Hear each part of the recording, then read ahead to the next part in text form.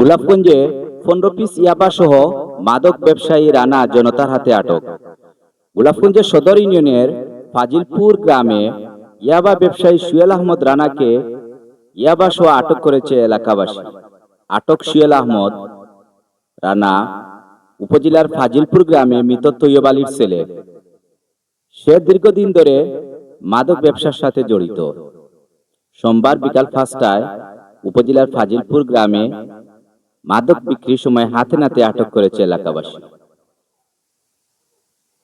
সুয়েল আহমদ রানাকে আটক করে গোলাপগঞ্জ সদর ইউনিয়নের ভারপ্রাপ্ত চেয়ারম্যান সুলতান আহমদ মজনুর কাছে নিয়ে যায়।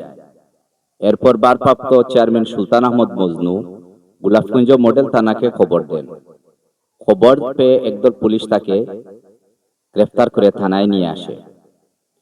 এ সময় উপস্থিত এলাকাবাসীরা জানান, দীর্ঘ কয়েকদিনের সাধনার পর আমরা তাকে হাতে নাতে ধরতে পেরেছি। ইনশাল্লাহ আমাদের এলাকায় কোনো মাদক ব্যবসা আর করতে দিব না কাউকে। এ বিষয়ে গোলাপগঞ্জ মডেল থানার ভারপ্রাপ্ত কর্মকর্তা রফিকুল ইসলাম জানান, সুয়েল আহমদ রানাকে 15 পিস ইয়াবা সহ স্থানীয় জনতা আটক করে। খবর পেয়ে এসআই রানা আবুল কাশেম তাকে গ্রেফতার করে থানায় নিয়ে আসে।